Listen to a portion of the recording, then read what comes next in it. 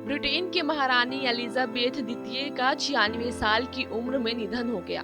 वो कुछ समय से बीमार चल रही थी और डॉक्टरों की निगरानी में थी। देर रात उन्होंने इस दुनिया को हमेशा के लिए अलविदा कहा। महारानी एलिजाबेथ ने 70 साल तक ब्रिटेन की राजगद्दी पर राज किया। ब्रिटेन की राजगद्दी पर सबसे ज्यादा समय तक काबिज रहने का रिकॉर्ड भी उनके नाम है। 1952 में पिता की मौत के बाद महारानी बनी थी।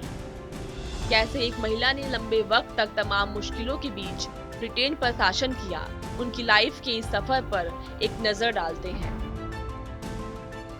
6 फरवरी 1952 को लंबे समय से बीमार चल रहे किंग जॉर्ज का निधन हो गया, जिसके बाद एलिजाबेथ द्वितीय ब्रिटेन की महारानी बनी। इसके बाद 2 जून 1953 को उनका आधिकारिक रूप से राज्याभिषेक किया गया, जिसका प्रसारण दूरदर्शन पर हुआ था।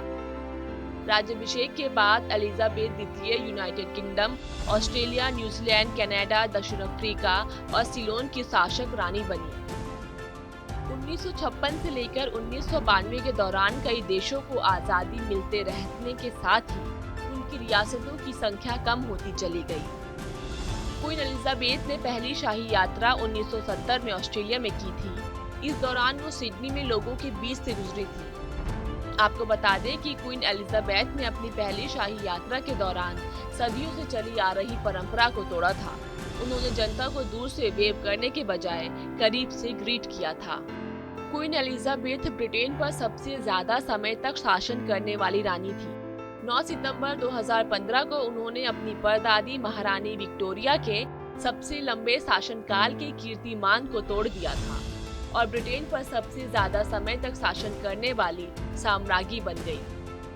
प्रिंस फिलिप एलिजाबेथ को प्यार से लिलीबेट बुलाते थे। शादी के 73 साल बाद प्रिंस फिलिप का अप्रैल 2021 में निधन हो गया। ब्रिटेन की महारानी एलिजाबेथ द्वितीय के निधन के बाद अब उनके बेटे चार्ल्स को राजा मान लिया गया है।